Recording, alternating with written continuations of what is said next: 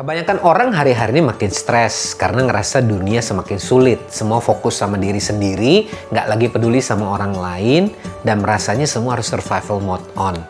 Roma 12 menuliskan, take your everyday ordinary life, your sleeping, eating, going to work, and walking around life and place it before God as an offering. Dari awal nggak pernah ada dua dunia, dunia spiritual dan dunia duniawi. Keduanya harusnya jalan bareng, Tuhan ada di sana. Memang ironisnya, semakin sedikit orang yang percaya bahwa Tuhan itu masih relevan, masih ada yang namanya pengharapan dan kasih. Karena di sisi yang lain, semakin banyak orang yang menyebut dirinya orang percaya, justru kehilangan rasa dan warna. Mereka nggak lagi jadi pengaruh dan dampak buat dunia ini. Sehingga orang nggak bisa melihat contoh. Tuhan mengasihi kita, makanya kita bisa mengasihi Dia. Kita harusnya menjadi influencers. Memperlihatkan kasih itu apa, memperlihatkan perubahan itu apa, sehingga orang lain bisa melihat dan kemudian berubah. Disinilah Transformation Church terpanggil. Endgame-nya to be transformed into God's image and empowered to transform the world. Lewat apa? Vehicle-nya, misinya. Empowering a generation of transformers to be the influence and impact for the world. Kita bersedia mau untuk diubahkan dan berubah menjadi transformers yang akhirnya menolong orang lain untuk juga bisa berubah. Disitulah dunia akhirnya akan melihat bahwa ada pengharapan dan Tuhan itu masih relevan lewat kesaksian hidup kita, lewat generasi transformer ini. Then the world will become a better place seperti yang Tuhan rindukan. So join us, join the movement, and be part of a generation of transformers in Transformation Church.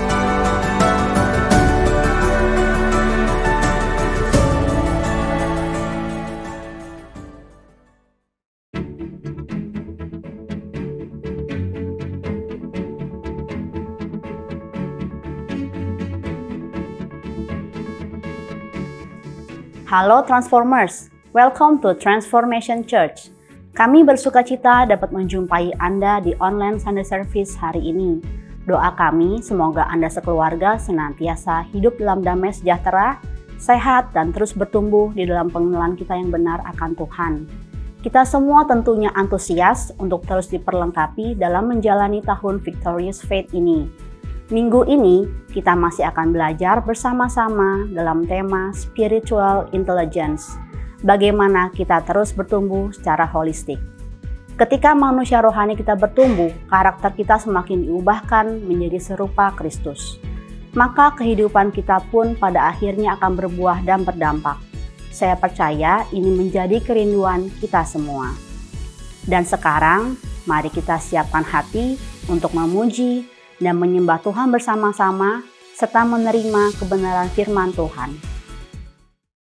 Shalom Transformer, mari hari ini sama-sama kita mau bangkit. Dimanapun kamu berada, kita bangkit berdiri, kita mau sama-sama menyembah Tuhan kita. Tuhan kita Allah yang hebat, Bapa yang baik buat hidup kita. Amin.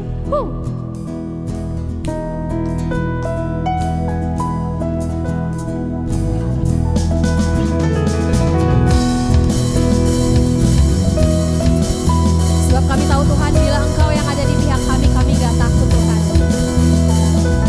Bagai Bapa melindungi anaknya,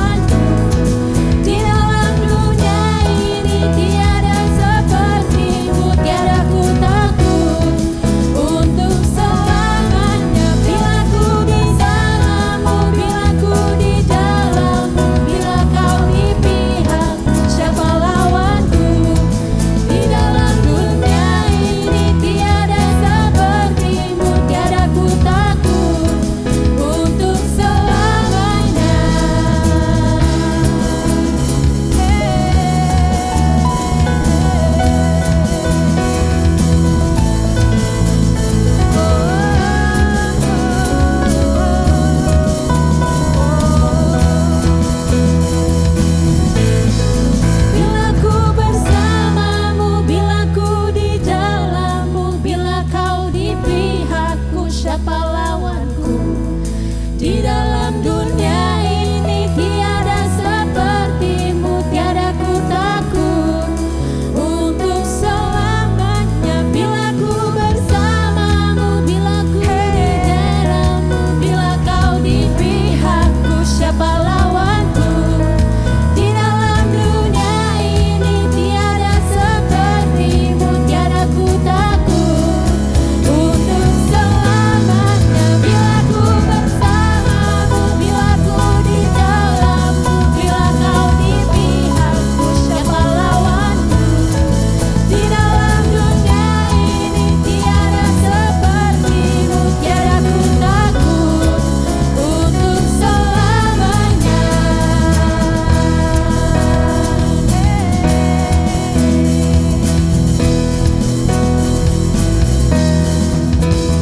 Haleluya.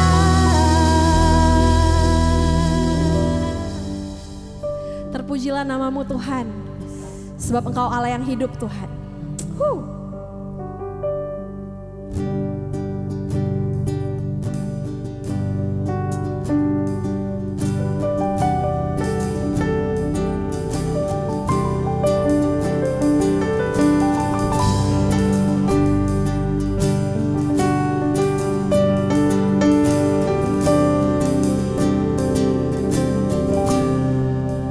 Blessed are those who dwell in your house.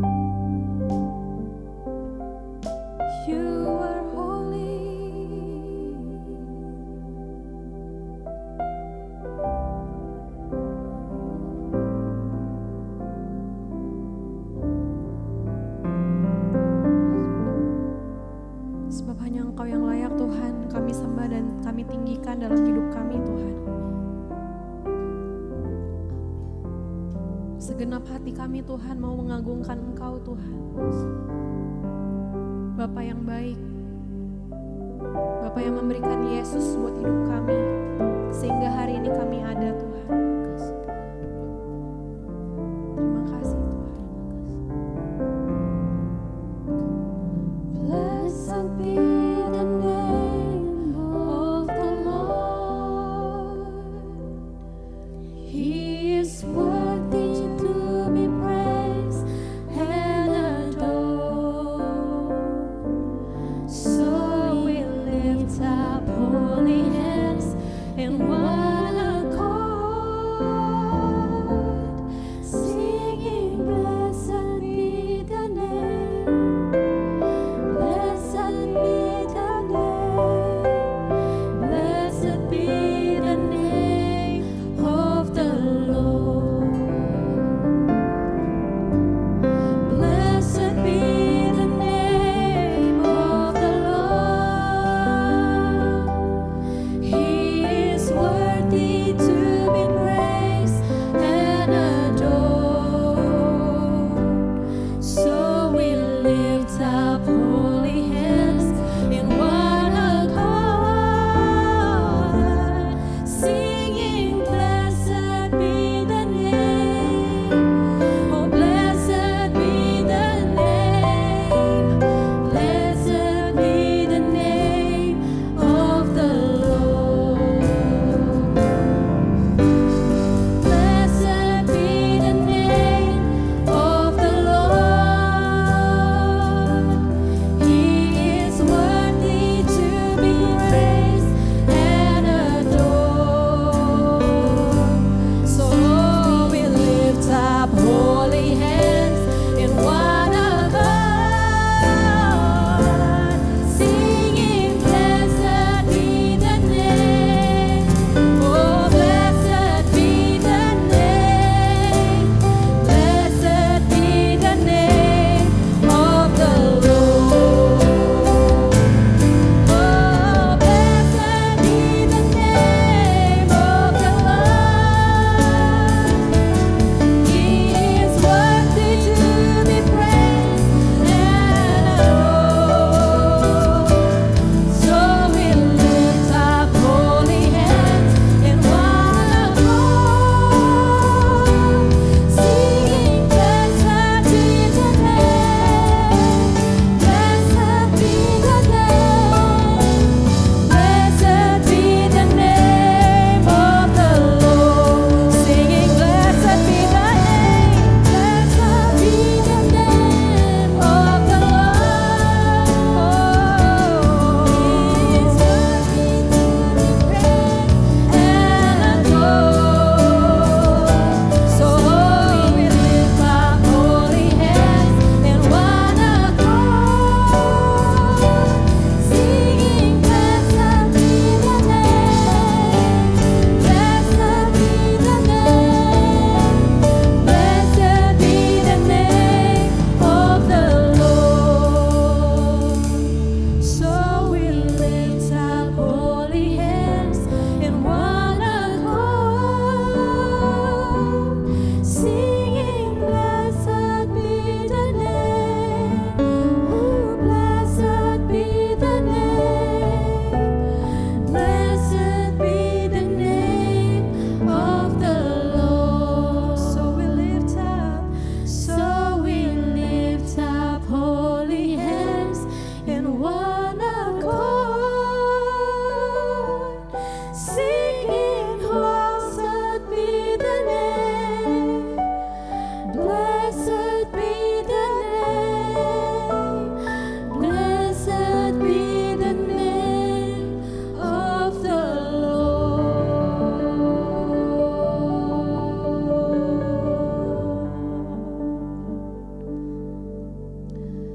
Bless your name, Jesus. Bless your name. For you are holy, holy.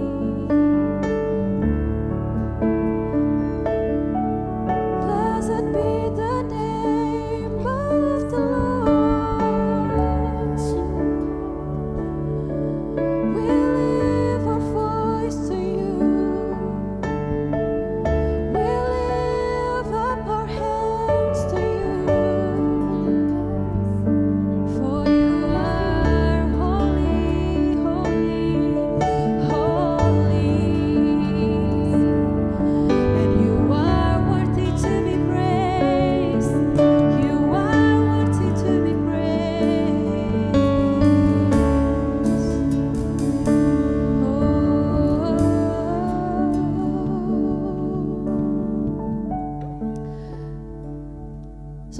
terpujilah namamu Tuhan di atas kehidupan kami. Sebab kami tahu apa yang kami hadapi hari ini, apa yang kami terima hari ini, semua yang terbaik yang Kau berikan buat hidup kami. Terpujilah namamu ya Bapa. Sungguh kami mengucap syukur, kami boleh mengenal Engkau Tuhan sebagai Bapa buat hidup kami. Kami mengucap syukur Tuhan, bahwa Engkau sudah menyerahkan anak-Mu Tuhan buat hidup kami ya Bapa. Dan hari ini biarlah Tuhan hidup kami Tuhan semakin hari semakin disempurnakan, semakin serupa dengan Engkau ya Bapa.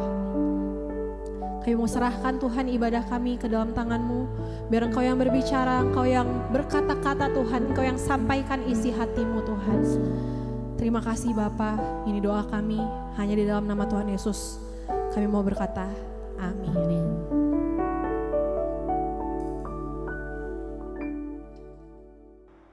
Halo Transformers, senang sekali bisa menjumpai Anda di online Sunday Service di minggu yang keempat, sekaligus minggu terakhir di bulan Juni ini. Hari ini saya ingin memperkenalkan dan sekaligus saya bersuka cita karena hari ini kita akan dilayani. Saya meminta salah seorang sahabat saya yang sudah saya kenal sejak pertama kali saya melayani ke Gereja Mauro Sharon di Bali. Beliau bernama Pastor Dewantono atau yang biasa dipanggil Pastor Tono. Nah, sahabat saya ini adalah seorang pengusaha yang di masa yang lalu kemudian menerima panggilan Tuhan untuk melayani sepenuh waktu.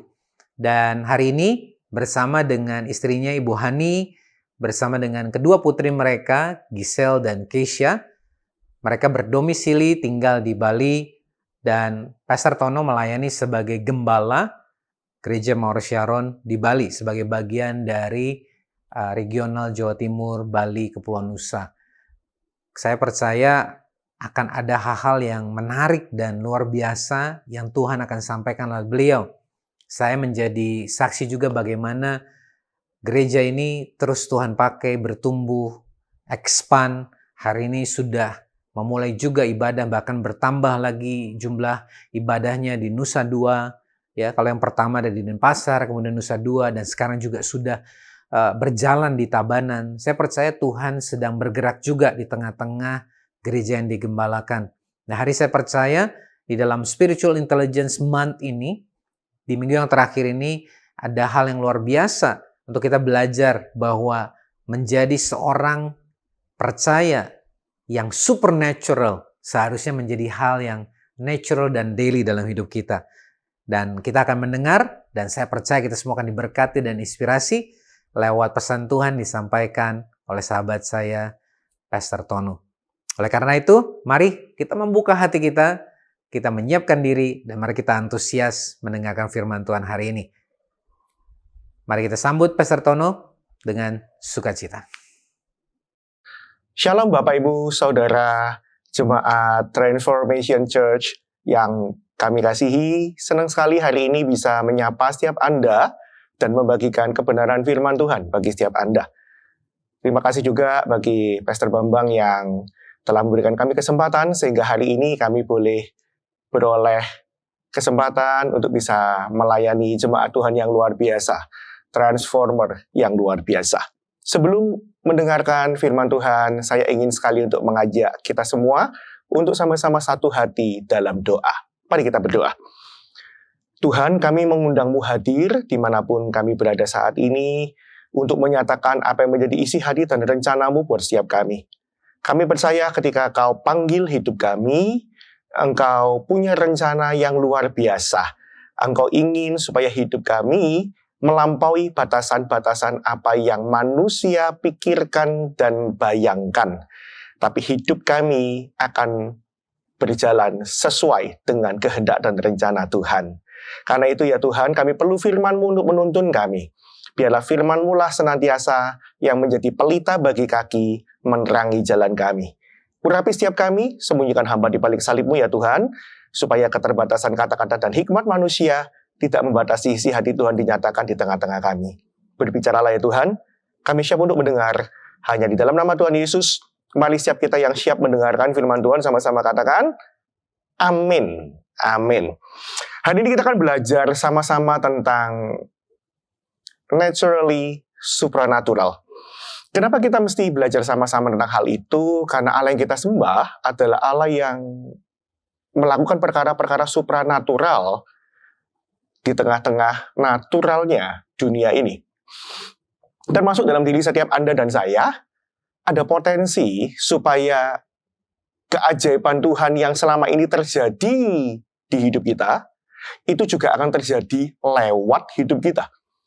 Lewat perkataan kita, lewat tindakan kita, lewat apapun yang kita kerjakan dan kita bangun, walaupun itu kita lakukan secara natural, tahukah ada potensi kuasa supranatural Tuhan juga bekerja lewat apapun yang kita kerjakan.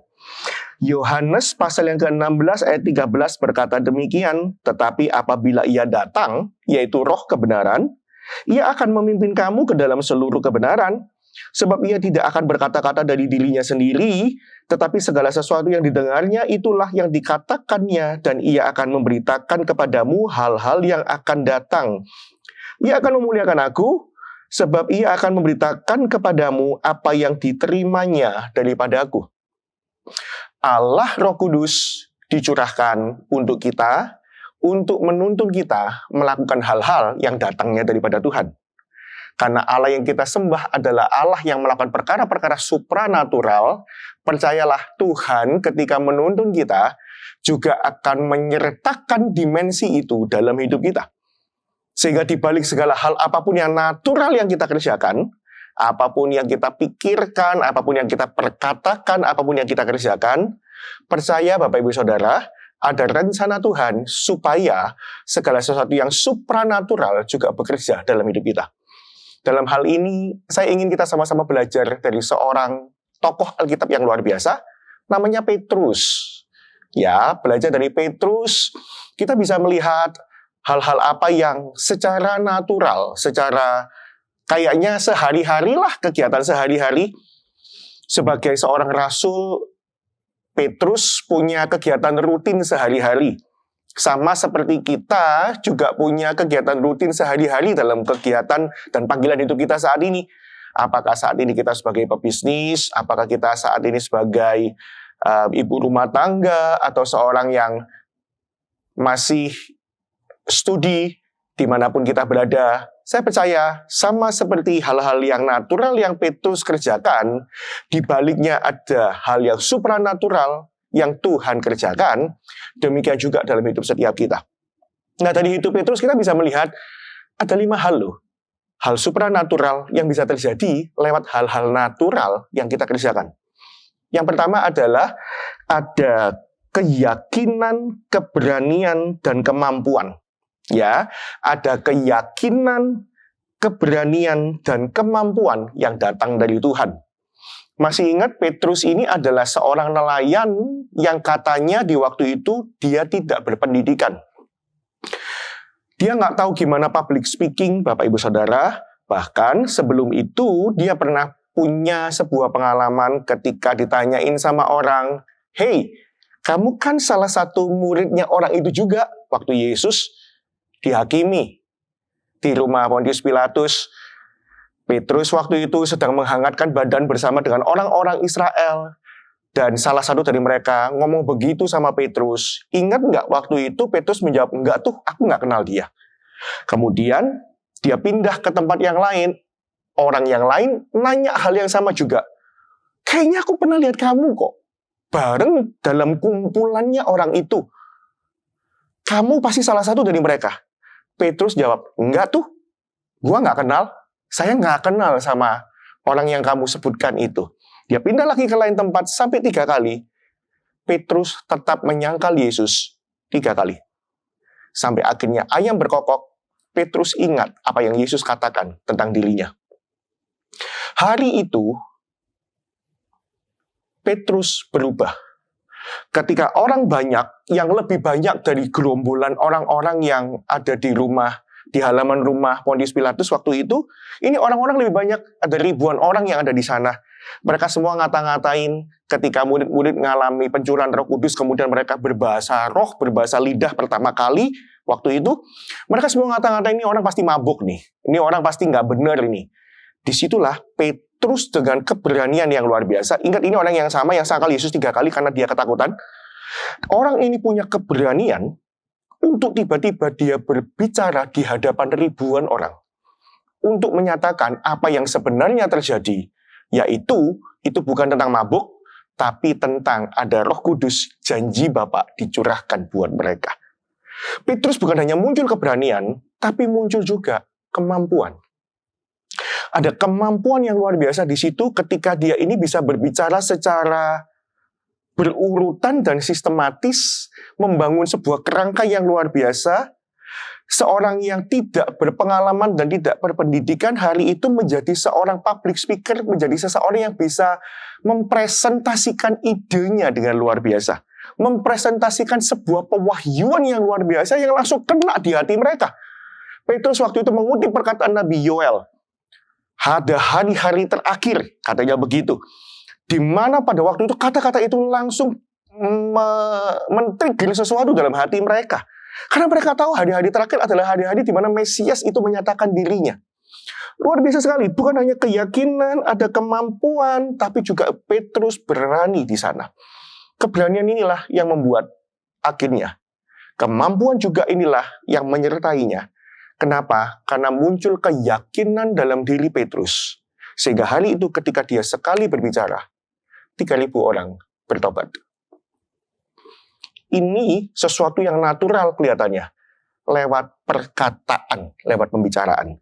Saya berdoa, saya percaya, hal ini juga bisa terjadi kepada setiap transformers. Tahu nggak, dalam setiap perkataan kita, ada sesuatu yang Tuhan taruh di sana. Ada kuasa supranatural yang membuat kita ini berbicara tentang segala sesuatu. Itu bukan keyakinan sama diri sendiri, tapi keyakinan karena ada Tuhan yang menyertai dan apa yang diperkatakan ini lahir dari kebenaran firman Tuhan. Dari sana akan muncul keberanian, dari sana lihat akan muncul kemampuan yang datang dari Tuhan. Hal yang kedua, ya, hal yang secara supranatural terjadi secara natural dalam kehidupan Petrus adalah ada hikmat dan kapasitas. Ya, ada hikmat dan kapasitas untuk menang atas tantangan, bahkan menjadikan tantangan itu sebagai terobosan. Petrus sempat ditangkap oleh mahkamah agama karena menyembuhkan orang yang sakit lumpuh dan akhirnya menarik orang banyak, bercerita tentang Yesus, banyak orang diselamatkan. Petrus ditangkap oleh mahkamah agama. Dalam mahkamah agama itulah ketika Petrus ditanya di sidang sama semua imam-imam besar yang luar, sama imam-imam dan imam-imam besar juga ada di sana. Petrus memperkatakan sebuah kalimat, sebuah hikmat yang luar biasa, di mana hikmat ini membuat mereka sendiri pun sebagai orang-orang agamawi susah untuk menolaknya. Petrus waktu itu berkata demikian, menurut kalian, seharusnya aku mesti taat kepada siapa? Seharusnya kita lebih taat kepada siapa? Kepada Tuhan atau kepada manusia? Perkataan itu membuat mereka tidak bisa berkata apa-apa. Akhirnya Petrus dilepaskan. Dan ketika Petrus dilepaskan itu, Petrus tahu ini akan jadi momentum yang luar biasa. Petrus langsung ketemu dengan orang-orang percaya, waktu itu kumpul dalam satu rumah. Kemudian Petrus ajak mereka doa bersama-sama. Hari itu justru malah keberanian mereka berlipat kali ganda gara-gara momentum itu. Dan Injil jadi lebih menyebar sampai kemana-mana. Luar biasa. Ada hikmat yang luar biasa ketika tantangan-tantangan itu muncul dalam hidup kita. Karena itu Bapak Ibu Saudara, nantikan apa yang Tuhan bisa kerjakan lewat hal-hal natural yang kita kerjakan sehari-hari. Saya berdoa sejak hari ini kita tidak akan pernah lewati hari-hari kita dengan biasa-biasa saja dan berkata, kayaknya hari ini nggak ada sesuatu yang luar biasa. Kayaknya hari ini nggak ada sesuatu yang gimana gitu ya. Percayalah, asal kita jalannya bersama dengan Tuhan. Asal kita menjalaninya karena tuntunan Roh Kudus, kita mengandalkan Tuhan, disitulah Tuhan akan mengerjakan hal-hal yang luar biasa. Hal yang ketiga, apalagi mimpi, ya bahkan mimpi pun bisa jadi petunjuk bagi masa depan dan menentukan keselamatan banyak orang. Ya, suatu hari Petrus pernah bermimpi, dia lagi lapar, turun dari atas sebuah kain, isinya ada berbagai macam binatang-binatang haram di sana. Ada suara dari langit, sembelih, makan. Petrus berkata, Tuhan, aku tidak pernah makan sesuatu yang haram. Kemudian suara dari surga itu berkata, apa yang surga nyatakan halal, maka itu halal. Petrus terbangun dan tidak ngerti apa maksudnya. Nggak lama kemudian, Petrus diajak ke rumahnya Cornelius, seorang perwira Romawi, a Gentile. Di mana waktu itu, orang-orang non-Yahudi dikatakan sebagai orang-orang yang bukan termasuk orang-orang yang halal menurut ukuran mereka. Waktu itu ketika Petrus berbicara tentang Yesus, baru Petrus berbicara tentang Yesus belum selesai. Tiba-tiba Roh Kudus turun, membaptis Cornelius. Cornelius mendapatkan baptisan Roh Kudus. Dari sana, Petrus bisa melihat, oh iya ya, ternyata keselamatan dan Roh Kudus juga menjadi bagian bagi orang-orang non-Yahudi asal mereka percaya kepada Tuhan Yesus sebagai satu-satunya Tuhan dan Juru Selamat. Luar biasa. Bahkan sampai dengan hari ini, bukankah kita ini adalah orang-orang yang secara darah kita bukan Yahudi. Tetapi karena iman kita kepada Kristus Yesus, kita ini masuk sebagai bangsa pilihan, umat pilihan Tuhan. Termasuk setiap transformer yang Tuhan kasihi. Yang percaya katakan amin. Ya. Yang keempat, apapun yang dikerjakan disertai tanda-tanda ajaib. Petrus sebagai rasul tentunya dia mengajar. Petrus sebagai rasul tentunya dia mendoakan orang sakit. Dan kita bisa lihat apapun yang Petrus lakukan, ada tanda-tanda ajaib menyertai di sana. Dan yang kelima, bahkan sampai hal-hal yang nggak direncanakan pun bisa ada rencana Tuhan di sana. Bahkan dalam hal-hal yang kita nggak pikirkan pun ada efek sampingnya, Bapak Ibu Saudara. Sama kalau kita ini minum obat, setiap minum obat selalu ada efek sampingnya. Cuman kalau obat kan efek sampingnya mungkin kelihatannya kurang baik ya.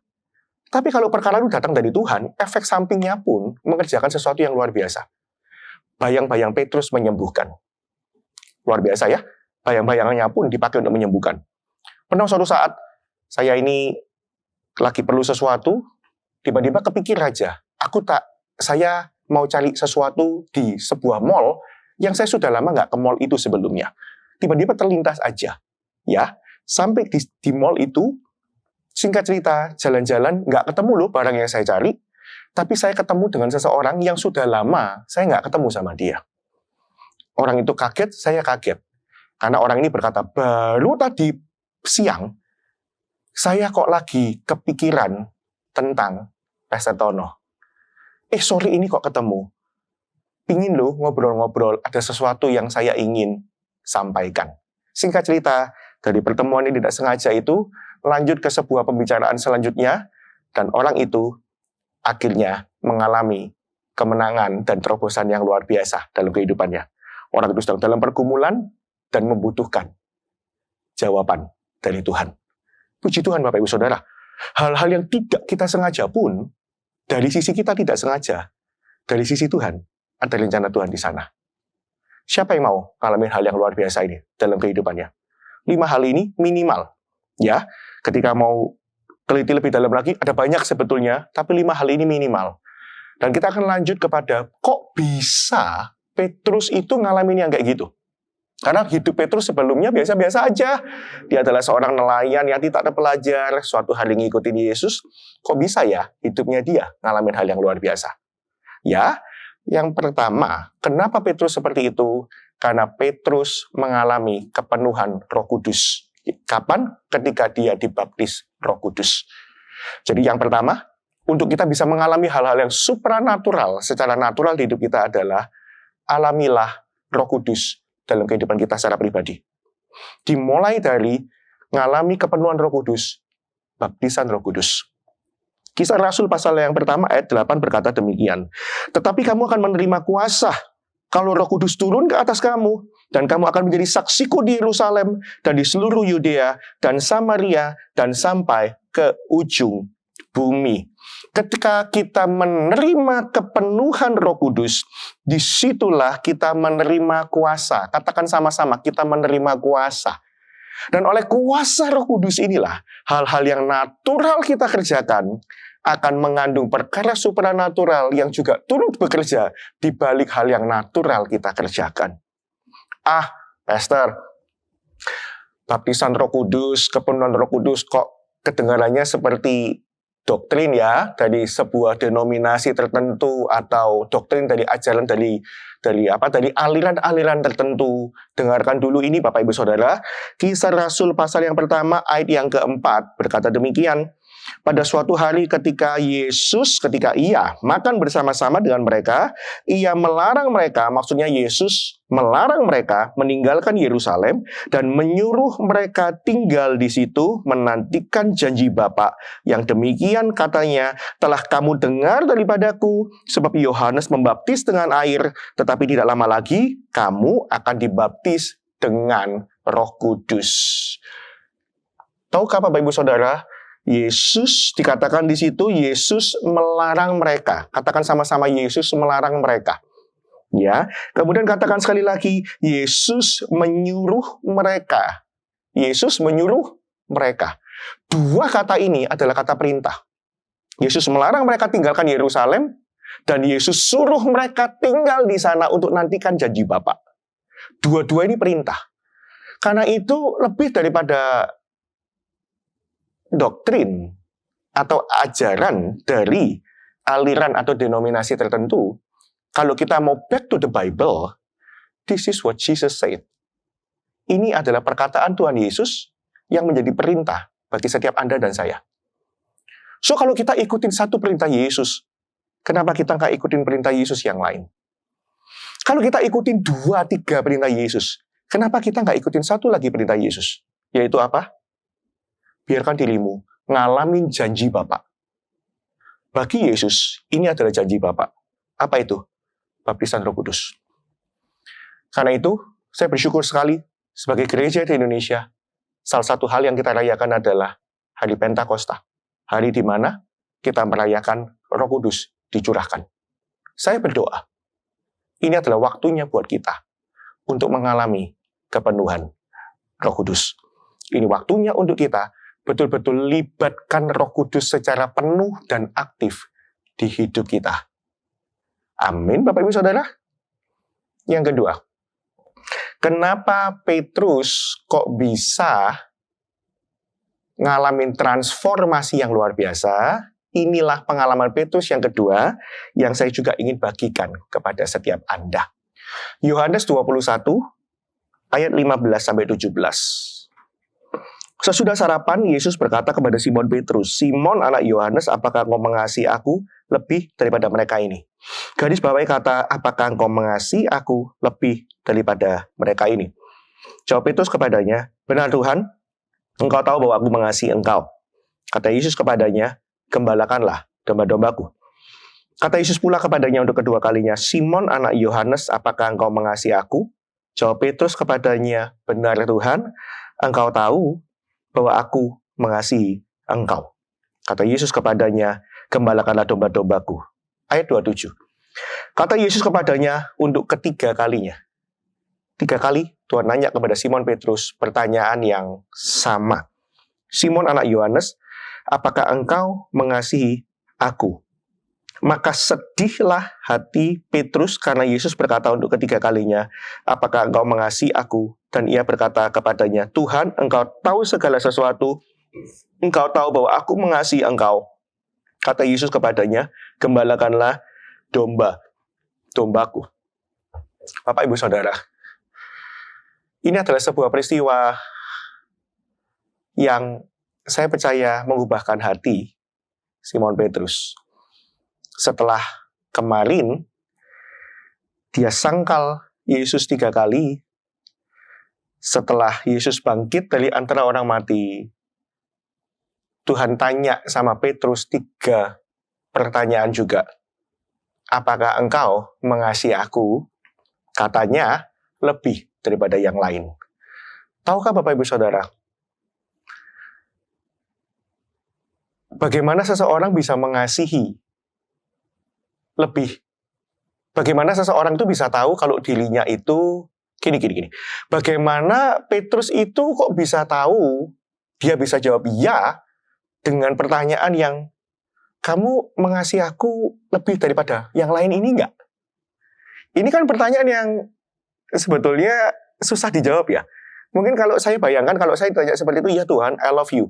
Apakah lebih dari mereka? Itu yang aku nggak tahu. Gimana caranya kok bisa Petrus itu ditanya 3 kali, kemudian dia tetap bisa menjawab, yes, I love you. Gitu. Ini sesuatu yang menarik Bapak Ibu Saudara. Ketika merenungkan ini, tiba-tiba saya jadi teringat akan sebuah ayat di dalam Yohanes 15, ayat yang ke-13. Dikatakan demikian, tidak ada kasih yang lebih besar daripada kasih seseorang yang memberikan nyawanya untuk sahabat-sahabatnya. Ini berbicara tentang kasih Yesus. Yesus kasihnya, gak ada yang bisa kalahin deh. Kasih Tuhan itu terbaik bagi setiap Anda dan saya. Yang setuju katakan amin. Gak ada kasih yang lebih besar daripada kasih seseorang yang memberikan nyawanya, memberikan hidupnya bagi sahabat-sahabatnya. Dengan kata lain, untuk kita itu bisa mengasihi Tuhan lebih daripada yang lain-lain adalah ketika kita bisa mengasihi Tuhan lebih dari kita mengasihi hidup kita sendiri. Bapak Ibu Saudara, inilah hal kedua yang kita perlu bangun di hidup kita. Kalau yang pertama adalah mengalami kepenuhan Roh Kudus dengan dimulai dengan baptisan Roh Kudus, kemudian kita berjalan bersama dengan Allah Roh Kudus setiap hari, bangun persekutuan dan keintiman dengan Tuhan, jadikan betul-betul Allah Roh Kudus ini lebih dari sekedar doktrin, tapi sebagai pribadi Allah yang berjalan bersama dengan kita. Yang kedua, ini juga nggak kalah penting, yaitu ketika kita bisa mengasihi Tuhan lebih dari kita mengasihi diri kita sendiri. Ini yang menjadi titik balik kehidupan Petrus, membuat hidupnya nggak sama lagi. Ada satu masa dalam hidup Petrus mengalami di mana Tuhan lebih penting dari hidupnya. Ada satu masa dalam hidupnya Petrus berkata, bukan lagi tentang apa yang kuingini, tapi apa yang tentang Tuhan ingini. Bukan lagi tentang apa yang ku kehendaki, tapi tentang apa yang Tuhan kehendaki. Ada satu masa dalam hidup Petrus, dia berkata, I love you more than I love myself. Aku mencintaimu lebih daripada aku mencintai diriku sendiri. Aku menginginkanmu lebih daripada aku mengingini segala sesuatu untuk diriku sendiri. Ini yang membuat Petrus berbeda. Keluaran pasal yang ke-21 ayat 5-6. Ini adalah cerita di mana waktu itu budak Israel itu setelah 7 tahun akan menjadi tahun Yobel. Mereka nggak lagi jadi budak, mereka jadi orang yang merdeka. Tapi kalau selama masa 7 tahun ini, tiba-tiba budak ini berkata bahwa no. Aku cinta kepada Tuanku. Aku cinta kepada Tuanku lebih daripada aku mengingini kemerdekaanku. Nah inilah ayatnya. Kita buka sama-sama, kita baca sama-sama. Keluaran 21 ayat 5-6. Tetapi jika budak itu dengan sungguh-sungguh berkata, aku cinta kepada Tuanku. Wow, aku cinta kepada Tuanku, kepada istriku dan kepada anak-anakku. Aku nggak mau keluar sebagai orang merdeka. Maka haruslah tuannya itu membawanya menghadap Allah, lalu membawanya ke pintu atau ke tiang pintu, dan tuannya itu menusuk telinganya dengan penusuk, dan budak itu bekerja pada tuannya untuk seumur hidup. Katakan sama-sama, bekerja seumur hidup.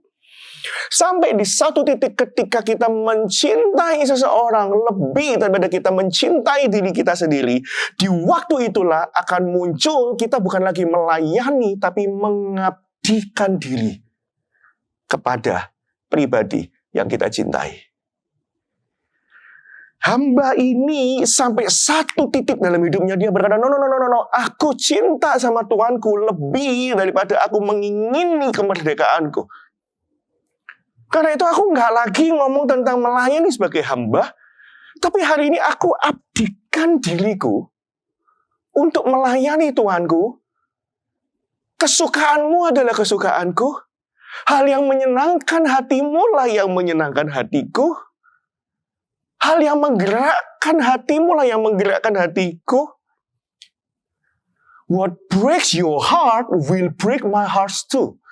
Apa yang menghancurkan hatimu juga menghancurkan hatiku.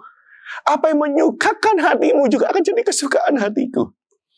Sampai kita mencintai Tuhan lebih daripada mencintai diri sendiri, kita akan mengerti bahwa hidup ini adalah sebuah pengabdian kepada Tuhan. Hanya orang yang mengabdi yang bisa taat seutuhnya kepada Tuhan tanpa menjadikan ketaatan sebagai sebuah pergumulan dalam kehidupannya. Allah Roh Kudus itu mendengar segala sesuatu yang dia dengar dari Bapa. Dia mendengar segala sesuatu apa yang Yesus katakan. Apa yang ada padaku, aku tahu benar. Bukan rencana kecelakaan, tapi rancangan damai sejahtera dan hari depan yang penuh dengan pengharapan. Allah Roh Kudus dengarkan itu semua. Karena itu beliau tuntun kita setiap hari. Orang-orang yang sudah dipenuhi, orang-orang yang berjalan bersama dengan dia setiap waktu. Tapi bukankah seringkali ketika kita mendengar sesuatu yang datang dari Tuhan, kita jadi orang yang bukan bergumul dalam tantangan, tapi seringkali bergumul dalam ketaatan. Di antara banyak pergumulan hidup kita, ada satu yang kita tidak boleh bergumul, adalah bergumul dalam ketaatan. Apalagi kalau ini kita bergumul dengan ketaatan kita, dengan tuntunan Roh Kudus, yang membuat hal-hal yang kita lakukan secara natural menghasilkan perkara natural. Setiap taburan yang kita taburkan akan menuai hasil berlipat kali ganda. Di masa kekeringan pun, apapun yang kita kerjakan, Tuhan buat berhasil. Tahu nggak Bapak Ibu Saudara? Satu aja. Petrus ngalamin itu. Ada satu masa dalam hidupnya, dia berkata, nggak lagi penting lah kemarin itu. Hari ini, aku nggak tahu tentang yang lain. Tapi yang aku tahu adalah, I love you more than I love myself. Karena itu di pertanyaan yang ketiga, Petrus hancur hati. Dan dia berkata, Lord, satu hal yang aku tahu. Tuhan, satu hal yang aku tahu. I love you more than I love myself. Sejak hari itu, Petrus menjadi seorang yang mengabdi kepada Tuhan.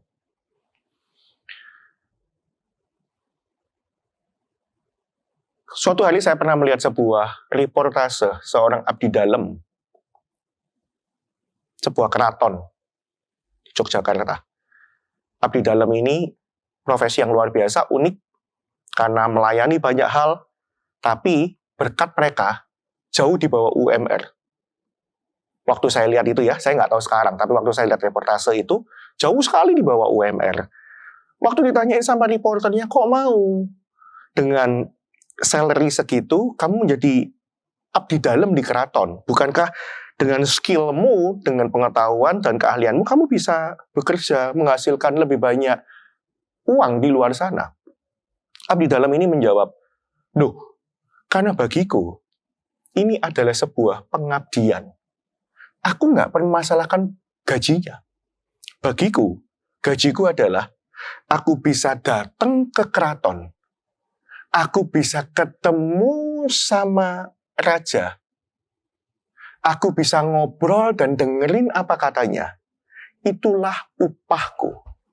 Rupiah nggak jadi masalah. Tahu nggak Bapak Ibu Saudara? Ada banyak orang Kristen jatuh cinta kepada Tuhan karena Tuhan itu baik. Ada banyak orang Kristen jadi Kristen karena apa? Pernah ditolong Tuhan dan yang lain sebagainya. Yes, Tuhan kita adalah Tuhan yang baik. Tapi ayo masuk lebih dalam perjalanan kita bersama dengan Tuhan. Tahu nggak Bapak Ibu Saudara? Upah kita dalam mengikuti Tuhan bukanlah cuman berkat dan kebaikannya. Walaupun iya, tenang Bapak Ibu Saudara, Bapak di surga pelihara kita, yang setuju katakan amin. Tapi lebih dari itu ada hal yang lebih luar biasa, yaitu ketika kita bisa masuk dalam hadirat-Nya. Ketika kita bisa menyembah Dia. Ketika kita bisa bertemu muka dengan muka sama Tuhan. Tahu nggak di zaman dulu, untuk seseorang itu bisa masuk ke dalam bait Allah itu setahun cuma sekali. Itu pun cuma imam saja yang bisa masuk ke dalam ruangan Maha Kudus, ketemu dengan Tuhan. Nah, kalau hari ini kita masih dapat kesempatan untuk bisa masuk dalam hadirat Tuhan, memuji dan menyembah Tuhan, kita masih bisa merasakan kasih-Nya, kita bisa merasakan kehadiran-Nya, kita masih bisa mendengarkan suaranya, kita masih bisa mendengarkan tuntunannya. Seharusnya ada hal-hal tertentu nggak usah kita gumulkan, nggak usah kita permasalahkan. Bagi orang luar, gaji kecil kok mau? Bagi seorang yang mengabdi, gaji kecil nggak masalah. Karena bukan itu yang aku permasalahkan. Ada hal tertentu yang kita itu gumulkan, harusnya nggak sepenting itu kok. Kalau kita bisa melihat, hidup ini sebenarnya adalah sebuah pengabdian. Ada hal tertentu yang nggak usah kita beratin untuk lepas kalau Tuhan suruh lepaskan. Kalau Tuhan suruh ampuni, ya ampuni. Kalau Tuhan katakan taat, jalan ke sini, ya jalan ke sini. Kalau Tuhan katakan beri, ya beri. Kalau Tuhan katakan lepas, ya lepas. Ada hal tertentu dalam hidup kita yang nggak perlu kita gumulkan, Bapak Ibu Saudara. Ada hal-hal dalam hidup kita, berkat itu justru bukan ketika kita mendapat, tapi berkat justru didapat ketika kita melepas. Ada banyak berkat, itu bukan datang karena kita menangkap, tapi melepaskan. Karena itu Bapak Ibu Saudara, belajar dari Petrus. Satu yang dia lepas adalah dia lepas mengasihi dirinya supaya dia bisa mengasihi Tuhan lebih. Hidupnya jadi sebuah pengabdian. Bapak Ibu Saudara, saya berdoa. Belajar dari Petrus, kita bisa jadi orang-orang yang mencintai Tuhan lebih dari mencintai diri sendiri. Dengan satu hari, dan saya berdoa hari itu adalah saat ini, kita ambil keputusan. Mulai hari ini, hidupku adalah sebuah pengabdian kepada Tuhan. Lihat ya, justru ketika kita mengabdi kepada Tuhan, sebagai Tuhan hidup kita, biarkan rencananya, biarkan kehendaknya, biarkan kuasanya terjadi lewat hidup kita. Lihat, secara natural, perkara supranatural akan terjadi dengan kaya di hidup kita. Amin. Ya, saya kasih 3 tips praktis supaya kita bisa bawa pulang bagaimana kita bisa alamin ini semua.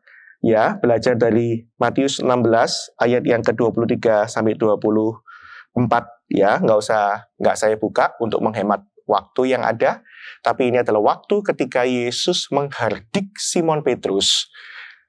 Dan dari sini kita bisa belajar, salah satu yang Yesus katakan adalah, barang siapa mau mengikut aku, ia harus menyangkal dirinya, memikul salib, baru bisa ikut Tuhan. Ketika kita mau mengabdi kepada Yesus, kuncinya adalah sangkal diri, pikul salib. Bisa katakan bersama dengan saya, sangkal diri, pikul salib. Ya, sangkal diri, pikul salib. 3 tips bagaimana kita bisa mengabdikan diri. Cepat saja, ya. Yang pertama, sangkal ego kita. Sangkal ego. Kadang-kadang ego ini haruslah kita sangkal lah. Ya, Petrus itu pernah dihardik loh sama Tuhan Yesus. Ya di ayat tadi sih sebetulnya yang kita, kalau Anda ada kesempatan di rumah silakan baca. Petrus niatnya baik, mau menyelamatkan Tuhan Yesus dari kesengsaraan salib. Tapi Yesus berkata, enyahlah engkau iblis. Tahu enggak, kata-kata itu sebetulnya bukan menyakiti perasaan, nyakitin ego. Petrus akan berpikir, lu salah apa aku? Apalagi Yesus tegurnya di depan orang banyak. Ya, sakit yang lebih sakit dari jatuh itu apa? Kalau jatuhnya di depan orang banyak. Gitu ya. Sakitnya enggak seberapa. Malunya itu loh. Betul ya? Sama. Petrus berhasil diam. Dia sangkal egonya. Ya, yang kedua, sangkal asumsi. Katakan sama-sama dengan saya, sangkal asumsi. Sangkal asumsi. Ya, seringkali kita itu berasumsi terlebih dahulu. Kita ini punya pikiran, memikirkan hal-hal yang mendahului ketaatan kita. Emang bisa begini saja? Kok enak, cuman gitu aja kita bisa ngalamin terobosan. Loh, kalau kita lakukan itu nanti hasilnya berbeda loh. Oh, aku pernah loh lakukan itu, gagal. Tahu nggak Bapak Ibu Saudara? Suatu hari Yesus ngomong sama Petrus, Petrus, bertolaklah ke tempat yang dalam, tebarkan jalamu. Apa susahnya bagi seorang nelayan? Arahkan perahu ke tempat yang dalam dan tebarkan jala. Nggak ada susahnya. Yang susah apa? asumsinya Petrus. Tukang kayu kok suruh nelayan. Pendeta kok ngomongin pengusaha. Pemimpin cuman S1 kok ngomongin aku yang lulusan S2. Pemimpin yang baru Kristen kemarin tahun lalu kok ngomongin aku yang Kristen baru lahir. Asumsi-asumsi kita ini loh. Apa sih pengalaman kegagalan kita? Karena kita pernah punya pengalaman atas kegagalan, Petrus bisa berkata sama Tuhan Yesus, Tuhan lu nggak tahu ya Tuhan, gue udah semalam-malaman, gue udah coba, gue udah semalam-malaman cari ikan, nggak dapet. Nah kalau sekarang buat apa? Pengalaman kegagalan kita seringkali menjadi asumsi kita tentang tuntunan Tuhan di hidup kita. Padahal Bapak Ibu Saudara, yang membuat kita berhasil bukan metodenya, bukan caranya, bukan ketika kita taat melakukannya. Tapi bersama dengan siapa kita melakukannya. Asalkan ada Tuhan di sana, Tuhan pasti buat kemenangan. Yang setuju katakan amin. Yang pertama apa? Sangkal ego, sangkal asumsi. Yang ketiga, salibkan daging. Salibkan daging. Bangun kehidupan doa. Ya, sangkal ego, sangkal asumsi, salibkan daging, bangun kehidupan doa. Lihat, orang yang banyak berdoa akan banyak alamin kemenangan. Banyak berdoa, banyak ngalamin kuasa. Banyak berdoa, banyak ngalamin mujizat. Saya berdoa, apapun yang kita kerjakan prayerfully. Kenapa saya bilang salibkan daging? Karena daging nggak kepingin kita berdoa. Banyak orang berdoa, doa is not my type. Bapak Ibu Saudara, doa itu nafas. Ini bukan tipe-tipean. Nggak ada kan orang yang tipenya, gua ini tipenya nafasnya kadang-kadang. Nggak ada. Ya, doa itu nafas. So, kalau kita mau kerohanian kita kuat, kita mau terjadi hal-hal yang supranatural, dalam hal-hal yang natural di hidup kita, ada satu yang harus kita lakukan juga secara natural, yaitu doa. Sama seperti nafas, kita bernafas menghirup oksigen dalam kehidupan sehari-hari secara natural, maka hal supranatural yang kita juga harus lakukan secara natural supaya hal-hal yang supranatural terjadi dalam hal-hal yang natural di hidup kita. Wah, ini kayaknya banyak kata-kata berulang-ulang ya, natural, supranatural. Dimulai dengan ketika kita melakukan perkara supranatural, yaitu berdoa. Salibkan daging, bangun kehidupan doa. Saya percaya, saya berdoa, Transformers, hal-hal natural apa yang Anda kerjakan hari ini punya potensi perkara supranatural. Asalkan libatkan Allah Roh Kudus dalam hidup kita. Asalkan miliki konsep satu ini. Hidupmu, hidup kita adalah pengabdian kepada Tuhan. Ada hal-hal yang kita nggak usah gumulkan, ada hal-hal yang kita nggak usah pertahankan. Kesukaan Tuhan menjadi kesukaan kita. Amin. Mari kita berdoa. Tuhan, hamba selesai sampai di sini. Hamba berdoa, biarlah benih firman yang ditabur ini akan terus mengerjakan perkara-perkara yang ilahi dalam kehidupan mereka. Aku berdoa setiap benih yang ditabur ini akan menjadi benih yang ditabur di tanah yang subur, bertumbuh besar, dan menghasilkan buah yang akan jadi bagian tetap dalam kehidupan mereka. Hamba berdoa buat setiap anak-anak-Mu, Transformers, yang ingin dan rindu untuk mengalami Allah Roh Kudus lebih lagi. Hamba berdoa, Tuhan, ini adalah janji-Mu buat setiap kami. Ini adalah janji-Mu buat setiap kami yang percaya. Hari ini Tuhan kami berkata, kami percaya kepadamu ya Tuhan Yesus, dan kami percaya Allah Roh Kudus adalah janji Bapa buat hidup kami. Karena itu saat ini kami berdoa dalam nama Tuhan Yesus, penuhkan setiap kami dengan Roh Kudus-Mu ya Tuhan. Penuhkan setiap kami dengan Roh Kudus-Mu. Buat hati kami haus dan lapar akan kehadiran-Mu dalam hidup kami. Sehingga benar-benar dalam apapun yang kami kerjakan, Allah Roh Kudus tuntun, Allah Roh Kudus yang bukakan jalan, Allah Roh Kudus yang singkapkan, dan Allah Roh Kudus yang bantu kami untuk mengerjakan segala sesuatu. Sehingga benar-benar di balik hal-hal natural apapun yang kami kerjakan, ada perkara-perkara supranatural yang akan Tuhan kerjakan di tengah-tengah kami. Saat ini hamba berdoa dalam nama Tuhan Yesus, penuhkan setiap Transformers yang ada dengan Roh Kudus-Mu. Dan biarkan ya Tuhan, setiap hati kami rindu untuk mengalami persekutuan yang lebih intim dan dekat dengan Allah Roh Kudus. Dan biar hati kami rela ya Tuhan, hati kami mencintai Tuhan lebih daripada mencintai diri kami sendiri. Sehingga benar-benar ini kerinduan kami, ini tekad kami. Kami mau mengabdikan hidup kami untuk hormat kemuliaan nama Tuhan. Bukan lagi tentang kami, tapi tentang Tuhan. Bukan lagi apa yang menyenangkan hati kami, bukan lagi tentang apa yang mengenakkan daging kami, tapi apa yang menyenangkan hati Tuhan dan menyukakan hati Tuhan. Terima kasih Tuhan, terima kasih. Meteraikan firman ini dengan darah Yesus, dan biarlah Engkau Tuhan yang terus berbicara kepada setiap transformers yang luar biasa.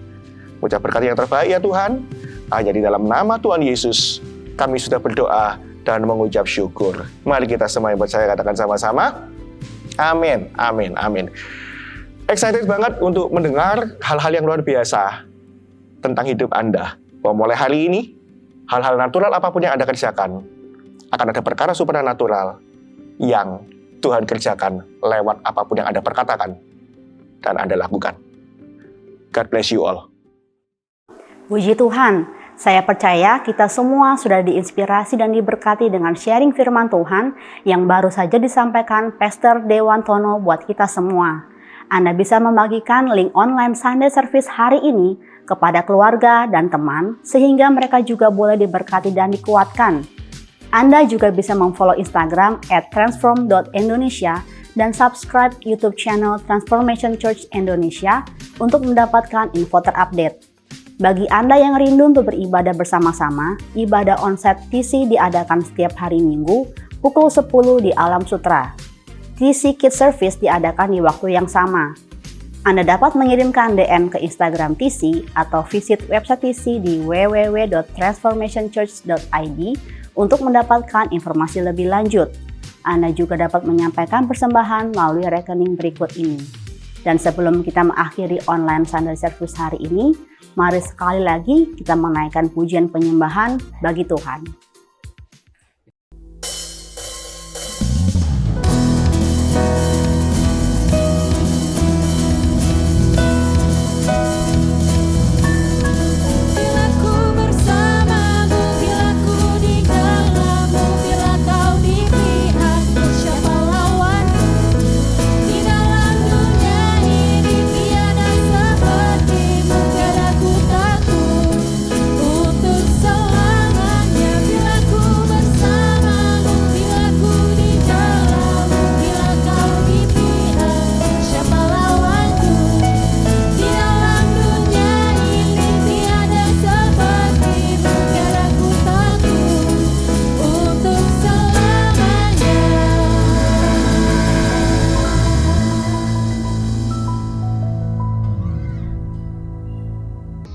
Sungguh suatu sukacita buat saya untuk hari ini melihat bagaimana Tuhan sudah membawa kita sejauh ini sampai dengan di akhir bulan Juni ini. Tahun ini menjadi tahun di mana kita belajar untuk mengalami iman yang berkemenangan, victorious faith.